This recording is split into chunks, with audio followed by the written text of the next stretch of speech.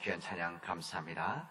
오늘 예배 시작해서 제가 대림절 두 번째 초를 켰는데 이제 다음 주 셋째 촛불, 네 번째 촛불, 그리고 성탄절날 다섯 번째 촛불을 켬으로 우리 대림절기를 끝내고 성탄절에 들어가게 되어집니다. 이 대림절기 동안 주님의 은혜 가운데 거하는 우리 믿음의 복된 우리 교우들이 되어지기를 바랍니다. 1992년 제가 전도사로 교회에서 사역을 시작했을 때 그때 한국교회를 흔들었던 사건이 있었습니다. 1992년 10월 28일 혹시 여러분 기억하시는 분들이 계실지 모르겠지만 이때 무슨 일이 있었는가 하면 한국교회에 그리고 한국교회 우리 사회에 이때 종말이라고 해서 이날 휴거가 일어날 것이라고 하는 그때 논란이 있었습니다. 여러분 아마 기억하시는 분들 계실 겁니다. 그때 이 문제를 일으켰던 이 그룹들이 다미선교회 했었고 이때 다미선교회 대표가 이장림 목사였었습니다. 어쨌든 그 이후에 한국 사회에 큰 논란이 있었죠. 비웃음을 받았던 겁니다. 그때 이때 이제 마지막 날이라고 휴거하는, 그래서 사람들이 재산들을 다 팔아서 처분하고 그리고 그날 그 시간에 흰옷을 입고 밤에 다 모여서 이 광란에 기도하는, 뜨겁게 기도하는 모습이 방송에 그대로 나타왔었습니다. 어쨌든 당연히 안 이루어졌죠. 그래서 이 다미선교회 이장님 목사는 그때 사기죄로 구속이 되었습니다. 이때 세상 사람들이 이것을 받아들이지를 않았죠. 믿지 않으니까 받아들이지 않았는데 그런 세상 사람들 가운데는 혹시 종말이 되는 거 아닌가? 두려움, 걱정하는 사람이 많았었습니다. 세상 사람들만 그랬던 것이 아니라 교회를 다니고 믿음을 가지고 있었던 사람들도 이 종말의 날, 이 심판 때문에 실제 많은 사람들이 교회 다녔던 사람들도 두려워 떨었습니다. 혹시 종말이 되는 거 아닌가? 우리들은 아닌 것 같은데 또 아닌데라고 하지만 그런 마음들 속에는 혹시 종말이 되는 거 아닌가? 그래서 이 사람들만 흰옷 입었던 사람 올라가는 거 아닌가? 휴거, 이런 생각을 했었습니다. 어쨌든 이런 일들을 통해서 그때 한국교회가 비웃음을 당했습니다. 우리 기독교인 생활에서, 신앙생활에서 우리 종말론적인 삶을 살아가야 된다, 종말적인 삶 산다, 이런 이야기를 많이 합니다. 여러분, 이 종말적인 삶을 살아간다는 것은 지금 당장 이 세상이 망해서 말세가 되어서 모든 것 다 팽개치고 다 팔고 모든 것 정리하고 교회당에 모여서 기도하면서 하나님 앞에 불림을 받는 휴거, 하늘로 올라가는 이것을 받아들이고 믿는 것이 아닙니다. 이 종말적인 삶이라고 하는 것은 우리 종말을 맞이하는 심정으로, 종말을 맞이하는 마음을 가지고 하루하루를 근신하면서 우리들이 믿음의 삶을 살아가는 우리 적극적인 노력이라고 할 수가 있습니다. 그래서 우리가 종말적인 삶을 살아간다, 이 이야기는 우리가 하나님 말씀 앞에 서서 하루하루를 주님 앞에 드리는 삶을 살아간다, 그런 이야기입니다. 우리 성경에는 두 가지 종말을 알려줍니다. 두 가지 종말인데 하나는 우주적인 종말이고 하나는 개인적인 실존적인 종말입니다. 이 우주적인 종말이라고 하는 것은 이 세상의 마지막 날, 이 세상의 지구, 우주가 마지막 날, 그래서 영화에서처럼 지진이 나고 홍수가 나고 핵폭탄이 터지고 그래서 이 지구의 종말을 고하는 이때를 마지막 날이다. 그래서 이것을 우주적인 종말이다, 이렇게 말합니다. 이것은 우리 영화로서 눈으로 보여준 것이지만 사실은 우리 성경에는 이 말씀이 당연히 있습니다. 이 우주가 하나님 마지막 때에 이 세상의 우주가 종말을 고하는, 다 무너진 그 때가 온다. 그리고 그때 주님 오신다. 이것을 성경에서도 이야기하고 있습니다. 그러나 그날과 그때는 아무로 모른다. 이것이 또 말씀이죠. 이 우주적인 종말이 있다고 하는 우리 개인적인 종말이 있습니다. 이 개인적인 종말이라고 하는 것은 우리 인간 삶의 생명에 대한 부분입니다. 우리가 언젠가는 자연의 하나님의 창조 질서에 따라서 몸이 약해지고 병이 들고 약해져서 병이 들고 그래서 언젠가 우리의 육체적인 몸이 죽게 되어지는 것, 이것은 자연스러운 과정 아닙니까? 우리 마음이 아프지만 그러나 이것은 우리 하나님의 섭리입니다. 창조의 질서죠. 근데 이렇게 자연적인 질서에서 죽게도 되겠지만 때로는 원치 않는 질병에 의해서 또 원치 않는 사고로 인해서 우리 생명을 잃을 때가 있지 않습니까? 이것이 우리 인간적인 종말, 개인적인 종말, 실존적인 종말이다라고 할 수가 있습니다. 우리 생명이라고 하는 것, 우리 삶이라고 하는 것, 그리고 우리 마지막 날, 우주적인 종말이든지 아니면 개인의 실존적인 종말이든지 중요한 것은 그때가 어느 때가 될는지는 아무도 모른다는 것입니다. 내 생일을 내 뜻대로 내 마음대로 정할 수 없듯이 내 마지막 가는 날도 내가 정할 수 없고 결정할 수 없는 것이다 라고 하는 것이 종말에 대한 일생 종말에 대한 하나님의 뜻입니다. 그게 모르는 것이죠. 당장 내일이 되어질 수도 있는 겁니다. 모르는 일이죠. 오늘 우리 예배 드리고 가면서 다음 주에 뵙겠습니다라고 인사를 하지만 다음 주에 뵐 수 있다라고 하는 것을 누가 확정할 수가 있겠습니까? 그렇지 않습니까? 이 개인적인 죽음뿐만이 아니라 이 우주인 종말도 마찬가지입니다. 이 우주인 종말, 성경에 나와 있는 여러 현상들이 우리 삶 가운데 지금 주어지고는 있지만 그러나 그때가 지금 당장 아니면 다음 주 아니면 다음 달 내년 또 10년 후 이것을 어느 누구도 말할 수 없다는 것입니다. 우리 성경은 정확하게 말합니다. 성경에서는 이 우주적인 종말이든지 개인적인 종말이든지 실존적인 종말이든지 그때는 아무도 모른다 이 이야기입니다. 하나님만이 아시는 일이다. 하나님이 결정하신 일이다는 이야기죠. 만약에 그 다윗 선교회처럼 92년 10월 28일 날짜로 정한다든지 근데 사실 이 다윗 선교회 같은 일들이 언제 이 종말이라고 하는 것이 우리 한국교회 역사에는 한두 번이 아닙니다. 우리가 아는 것이 이 92년도 이 다윗 선교회지 이 종말에 대한 부분을 이야기했던 어떤 바르지 못한 이 교주들이 많이 사실 있었고 우리나라만 그런 것이냐? 그건 아닙니다. 우리나라만 그런 것이 아니라 다른 나라, 다른 기독교 국가에서도 종말의 때를 말하고 이때 모든 걸 재산을 다 팔아서 모으는 그래서 어느 지역으로 가기도 하고 거기서 집단 자살을 하는 일들도 사실 역사에는 있었습니다. 어쨌든 성경에서 말씀하시는 건 어느 누구도 모른다. 그런데 이 마지막 날이 뭐라고 표현하는가 하면 도적같이 온다 이렇게 이야기합니다. 여러분 도적이 오는데 알리고 옵니까? 그럼 도적이 아니죠. 도적이 아닙니다. 이 도적같이 온다고 하는 것은 예고하지 않고 온다는 이야기입니다. 예고하지 않고 오기 때문에 그렇다고 우리가 그 도적같이 오는 것에 대해서 언제 올지 모르기 때문에 도적이 오는 것을 우리들이 외면하고 무시하고 아무 준비하지 않습니까? 그렇지 않습니다. 언제 올지 모르기 때문에 우리들이 거기에 대한 항상 생각하고 항상 준비를 할 때 도적을 맞지 않는 것이죠. 그래서 성경에서 그렇게 이 마지막 날은 도적같이 오는 것이다. 이렇게 우리에게 말씀하시는 겁니다. 오늘 우리 교단의 모든 교회가 오늘 이 본문의 말씀을 함께 나누고 있습니다. 이 본문의 말씀은 우리 1년에 한 번 이 종말에 대한 말씀을 나누는데 오늘 본문의 말씀에 보면 때가 납니다. 여기 오늘 마태복음에 있는 말씀 그리고 로마서에 있는 말씀, 십삼장에 있는 말씀에 다 때라고 하는 시간에 대한 이야기가 납니다. 여기 뭐라고 됩니까? 자다가 깰 때가 되어졌다. 자다가 깰 때가 되어졌다. 여러분 지금 조는 분들이 하는 이야기가 아닙니다. 자다가 깰 때가 되어졌다. 우리 구원이 처음 믿을 때보다 가까웠습니다. 너희는 그날과 그때를 알지를 못한다. 우리 인생과 시대에 주어진 때 시간에 대한 말씀을 하고 있습니다.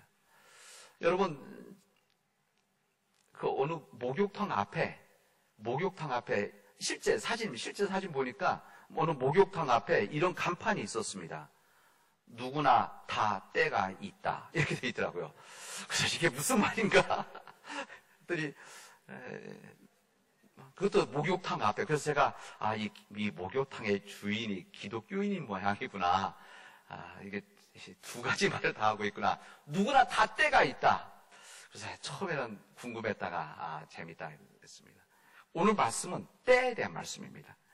오늘 본문의 말씀은 열처녀 비유라고 우리는 보통 이야기를 합니다. 주님께서 그때 제자들에게, 그리고 말씀을 듣는 청중들에게, 그리고 초대교회 사람들에게 해주고 싶은 메시지가, 주님의 메시지가 있었습니다. 무슨 말씀인가 하면은 마지막 때에 어떻게 해야 되나, 이 마지막 때를 위해서 어떻게 준비를 해야 되나, 이 질문에 대한 주님의 대답을 해주시기 위함에 있었습니다. 여러분들은 마지막 때를 잘 준비하고 계십니까? 여러분 마지막 때를 위해서 여러분 잘 살아가고 계십니까? 여러분 다음 주가 아니라 당장 내일 하나님께서 부르시면 우리 가는 거 아닙니까? 주님께서 부르시면, 하나님 부르시면 주님 저 일주일만 시간 주십시오, 이렇게 하고 가는 것이 아니라 그냥 주님 부르시면 가는 겁니다. 근데 가게 되어졌을 때 여러분들은 거기에 대한 준비를 잘 하고 있는지 오늘 한번 되돌아볼 수 있기를 바랍니다. 옛날 고대 이스라엘 사람들, 유대인들, 이 팔레스타인 결혼식은 일주씩 축제를 했다고 합니다. 축제를 하는데, 그리고 결혼식은 어느 날 정해서 대낮에 하는 것이 아니라 저녁 때 하죠. 우리나라 전통의 결혼식도 저녁 때 하는 거 아닙니까? 신랑은 자기 친구들과 어울려서 잔치를 하고 축제를 하다가 이제 시간이 되어지면 한밤중에 신부의 집으로 가게 되어집니다. 뭐 그 당시 때 시계가 있는 것도 아니었기 때문에 해가 떨어지고 어두워지면 가는 거죠. 그 대신 또 이제 뭐 잔치하다가 또 같이 함께 축제를 하다가 늦어질 수 당연히 있는 거 아니겠습니까? 이때 신부는 신부의 친구들과 함께 들러리죠. 이 신부의 친구들과 함께 집에서 기다리는 겁니다. 집에서 이젠 와서 신랑이 오면 신랑을 맞이하고 신랑과 함께 이제 신랑 집으로 신부와 함께 가는, 이것을 위해서 준비하고 있는 이 들러리들 친구들입니다.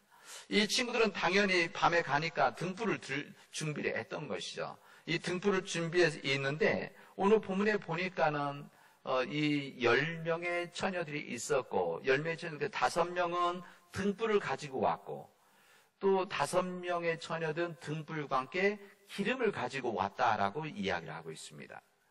그러니까 밤에 늦어질 수도 있으니까 지금 등불에 기름이 있는데, 불을 켤 수가 있는데 혹시 켰다가 떨어지면 안 되니까 여분의 기름을 준비하고 있었다는 것이죠. 근데 아니나 다를까 신랑이 아주 늦게 온 겁니다. 늦게 와서 늦게 도착하게 되어지니까 그때 신부의 친구들이 이제 기다리다가 잠이 들었던 겁니다. 아마 낮에 일하고 아니면 농사일도 하고 집안일도 하고 또 잔치 준비도 했었겠죠. 이제 그때 잠이 들었다가 이제 신랑이 늦게 왔기 때문에 잠이 들다가 깼는데, 깼을 때 신랑 도착해서 나가서 맞이하라는 이야기 들었던 겁니다. 그때 맞이해서 나가라고 하니까 이 등불을 가지고 있었던 10명 중에 5명은 이러면 기름 다 타버렸던 것이고, 이제 5명은 자기들 가지고 있던 여분의 기름을 넣어서 신랑과 함께 신부와 함께 갔다, 그런 이야기입니다. 이때 5명의 이 처녀들은 기름을 찾아서 아마 쫓아갔겠죠. 가니까 신랑 집에 가니까 문도 열어주지도 않고 오히려 나는 너희들을 모른다, 이렇게 이야기를 했다는 것입니다. 여러분, 이 이야기는 무슨 그날 있었던 무슨 사실을 뉴스가 하신 것이 아니라 예수님의 이야기입니다. 예수님께서 여기에 뜻을 담아서 이야기하시는 것이죠. 그리고 예수님이 뭐라고 이야기하시는가 하면, 처음부터 기름을 준비하지 못한 처녀들은 어리석은 처녀들이고 기름을 준비했던 처녀들은 지혜로운 처녀들이다, 이렇게 주님 말씀하십니다. 왜 예수님이 이 말씀을 하셨을까? 예수님 왜 이 메시지를 전하고 하셨을까? 여러분, 왜라고 하는 건 중요하지 않습니까? 항상 무슨 문제가 있고 일이 있을 땐 왜라고 질문해야 됩니다. 왜 이렇게 되어졌는가 하면은 예수님의 말씀 이 앞에는 이 종말에 대한 이야기를 하십니다. 그러니까 지금 25장 읽었는데 24장에는 이 주님이 마지막 때에 되어졌을 때 어떤 일이 이루어질 것이다, 이런 일이 있게 되전 종말인 것을 너희들이 깨달으라 하고 나서 24장에서 그 이야기를 하십니다. 여기 내용에 보면은 이때 마지막 때가 되어지면 자기가 그리스도라고 하는, 자기가 신이라고 하는 사람들이 나타나게 되어질 것이다. 이렇게 이야기를 하십니다. 그러면 그때가 마지막 때가 되어진 줄 알아라. 이렇게 말씀하십니다. 뿐만 아니라 민족과 민족이 더불어 싸우는 일들, 대적하는 일들이 일어나게 될 것이다. 뿐만 아니라 곳곳에 기근이 일어나게 되어지고, 그 다음에 기근뿐만 아니라 지진이 일어나게 되어진다. 기후에 대한 부분이죠. 이런 일들이 이루어지게 되어지면은 이때가 재난이다. 마지막 때 됐다. 그리고 이것은 뭐라고 하면 재난의 시작이다. 이 재난이 이루어졌다는 것이야. 끝났다는 것이 아니라 이때부터 재난이 시작되어지는 것이다. 이때가 마지막 때가 되어지는 것이다. 지금 말씀하십니다. 근데 예수님께서 그것만 알려주시면 어떻게 합니까? 어떻게 해야 되냐? 거기에 대한 정답을 오늘 25장 본문에서 열천의 비유를 통해서 말씀해 주시고 있습니다. 주님께서는 뭐라고 말씀하십니까? 그때가 첫째는 언제인지 어느 누구도 모른다. 사람들이 이날이다, 저날이다 이야기하겠지만 너희들은 그것을 믿지 말고 받아들이지 말아라. 그날과 그날은 오직 하나님만이 아시는 것이다. 이야기를 하십니다. 그래서 우리는 지금 우리 믿음의 삶이라고 하는 것은 우리가 하나님을 믿은 다음에 바로 천국에 가면 무슨 문제가 있겠습니까? 바로 천국에 가면 되죠. 그러나 우리 믿음의 삶에서 우리가 주님을 알고 영접한 이후에 우리 주님이 부르시는 그날까지 시간 간격이 있는 겁니다. 간격이 있죠. 이 간격의 시간을 살아가는 것이 우리의 믿음의 삶입니다.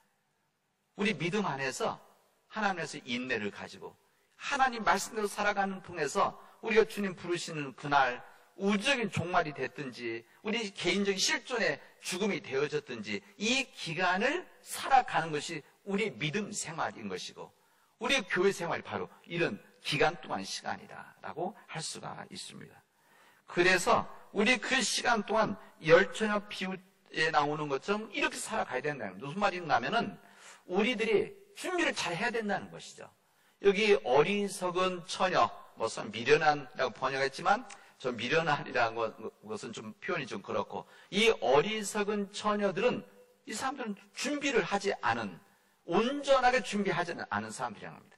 여러분 제가 온전이라고 표현을 했습니다. 왜 그런가 하면은 이 5명의 이 처녀, 다시 말하면 기름을 준비하지 않았던 이 처녀들도 당연히 신랑을 기다리고 있었습니다. 그리고 등불도 준비하고 있던 거 아닙니까? 그러니까 준비해서 기다림 속에 있었는데 정말 준비를 해야 될, 가지고 있어야 될 것들을 온전히 가지고 있지 못했기 때문에 주님께서 그들은 어리석은 처녀들이다. 집 앞에 가서 문을 두드려 열어달라고 하는데 내가 너희를 도무지 알지 못하겠다라고 하는 이 말씀을 오늘 이 5 처녀, 이 어리석은 처녀, 지혜로운 처녀를 통해서 우리에게 말씀해 주시고 있습니다. 그러면 우리가 준비해야 될 그 기름이 무엇인가? 우리 성경이 이것을 정확하게 여기다 표현하지는 않았지만 그러나 우리 본문의 말씀 내용을 볼 때 우리 기름이 무엇인가? 여기 준비해야 될 기름이 무엇인가? 우리 믿음의 삶의 알맹이라는 겁니다. 우리 신앙생활의 알맹이 부분이죠. 여러분 우리가 교회 생활을 한다고 해서 우리의 교회 생활을 오랫동안 했다고 해서 내가 세례를 받았다고 해서 내가 직분 갖고 목사가 되어지고 장로가 권사, 집사가 되어진다고 해서 여러분 이 모든 것들이 우리의 구원의 조건이 되어지는 것은 아니라는 겁니다. 때로는 이것 때문에 착각할 수도 있습니다. 내가 믿음의 가정에서 태어났는데 그래도 내가 적어도 교회 생활 지금까지 10년, 20년 평생을 해왔는데 그러나 오늘 주님 말씀하시는 것은 아무리 그 형식과 같은 틀이 있다고 하더라도 정말 있어야 되는 기름과 같은 믿음이 없다고 한다면 주님 앞에 섰을 때 난 너희를 도무지 알지 못하겠다. 이 이야기 듣게 되어진다는 겁니다. 오늘 주님 그 얘기를 하고 계십니다. 그래서 우리한테 우리한테 그날과 그때는 알지 못하기 때문에 준비하고 있어라. 그 마음으로 살아가야 된다 말씀하시는 겁니다. 이 말씀을 구약의 아모스 선지자는 이렇게 우리에게 말씀을 전합니다. 믿음의 내용이 없는, 믿음의 알맹이가 없는 이스라엘 민족들을 향해서 예배대에서 이렇게 독서를 퍼붓죠. 나는 너희들이 드리는 절기 행사가 싫다. 나는 너희들이 성회로 모여 있는 거 기쁘지 않다. 나에게 훌륭한 재물을 바친다고 해도 내가 그 재물을 받지 않겠다. 시끄러운 노랫소리를 내 앞에서 그쳐라. 집어치워라. 다만 너희 공이 바른 삶이, 의로운 삶이 물처럼 흐르게 하고 공이처럼 흐르게 하여라 말씀하십니다. 하나님 앞에 의로운 사람들이 있고 공의로운 사람들이 있고 정의가 물같이 흐르게 될 때에 너희들의 기도도 듣고 너희들의 재물도 받고 너희들이 드리는 이 영광의 이 감사 제물도 받겠다 이 말씀을 하시는 겁니다. 오늘 우리에게 주신 이 구약과 이 신약의 이 말씀은 우리에게 때를 분명히 알고 이 때라는 것, 시간이라고 하는 것 분명히 알고 그렇게 살아야 가야 되는, 정신 차려서 살아야 된다 말씀하시는 겁니다. 이 사도 바울은 이 말하는 때는 마지막 때, 마지막 시간을 말하는 거 아니겠습니까? 우리 이 세상에 살아가는 동안 마지막이 분명히 오게 되어질 텐데 이 분명히 오는 이 마지막 때를 알고 우리가 깨어 있어야 되는 것이다 말씀하십니다. 저는 말씀의 사역자로서, 저는 목회자로, 저는 우리 교우들의 영적인 문제들을 책임지고 있는 주님의 종입니다.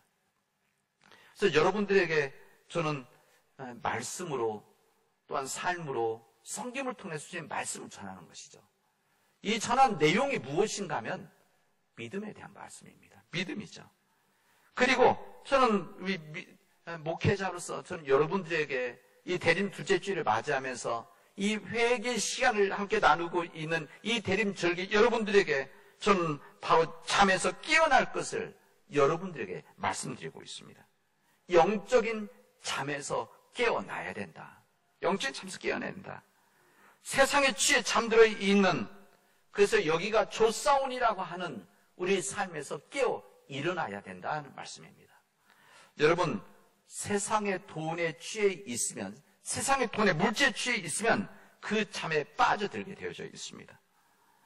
세상의 권력과 세상의 명예에 취해 있으면 우리는 그 잠에 빠지게 되어집니다. 세상의 쾌락, 세상에서 준 재미에 취해 있으면 그 잠에 빠지게 되어져서 우리는 영적인 잠을 잘 수밖에 없는 연약한 존재들이죠. 우리들 강한 자들이라고 한다면, 정말 강한 자들이라고 한다면 그런 유혹과 시험 앞에 흔들리지 않을 텐데 우리들이 그렇게 강한 우리 인간들이 아닙니다. 그래서 우리들은 세상의 돈에 취하게 되어지면, 물질에 취하게 되어지면, 권력과 명예에 취하게 되어지면, 쾌락과 재미에 취하게 되어지면 영적 잠에 빠져들게 되어지는 것입니다. 나도 알지 못하게, 나도 모르는 사이에 잠에 빠져서 일어나지 못하는 겁니다. 혹시 겟세마네 동산에서 예수님이 피땀 흘리며 기도할 때 그렇게 예수님이 기도하시는 불구하고 잠들어 있던 이 제자들처럼 우리도 세상의 잠에 빠져서 아직도 자고 있는 것은 아닌지 우리 스스로 돌아볼 수 있기를 바랍니다. 스스로 돌아봅시다. 세상의 잠에 취해 있으면 예수님을 따라갈 수가 없기 때문에 그렇습니다. 잠을 깨라고 하시면서 주님은 사도 바울을 통해서 뭐라고 표현하면 우리는 어둠의 행실을 벗어버리고 빛의 갑옷을 입읍시다 이렇게 말씀하십니다. 어둠의 행실을 벗어버리고 빛의 갑옷을 입자. 사도 바울 본문 말씀과 더불어서 곳곳에서 이 말씀을 하십니다. 어둠의 행실을 벗어버리는 것. 로마서 12장은 이렇게 말합니다. 여러분들은 이 시대에 풍조를 본받지 마십시오. 이 시대의 풍조를 본받지 말고 이 시대의 세상의 흐름을 본받지 마십시오. 이것이 어둠의 행실을 벗어버리는 것이라고 말씀합니다. 세상 사람들이 살아가는 방식, 세상들이 추구하는 방식, 세상에서 누리려고 한 이 방식의 삶을 살아가는 것 자체가 어둠의 행실이다. 이것을 힘들고 어렵지만 거슬러 올라가는 삶이 바로 빛의 삶이라는 것을 우리에게 말씀해 주십니다. 우리 사랑하는 믿음의 교우 여러분, 이제 믿음 안에서 예수 그리스도 옷을 입도록 합시다. 예수 그리스도의 옷을 입고 빛된 삶을 살아갈 수 있는 우리 믿음의 교우들이 되어지길 바랍니다. 우리가 주님의 말씀대로 살아나가는 예수 그리스도의 옷을 입은 자들이 되어져서 우리 가정들이, 우리 믿음의 가정들이 믿음 안에서 어둠이 아니라 빛의 가정이 되어지길 바랍니다.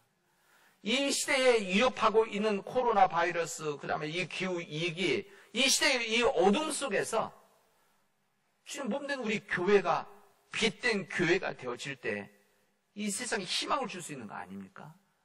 우리 교회가 이 빛된 삶을 살아가는 이 시대에 주님의 교회가 되어지기를 주님의 이름으로 축원하겠습니다. 기도합시다. 은혜가 풍성하신 하나님, 주 예수 그리스도의 옷을 입은 사람들이 되어지고 주 예수 그리스도의 입은 가정이 되어지고 교회가 되어져서 주님 앞에 온전히 드려지게 하여 주시옵소서.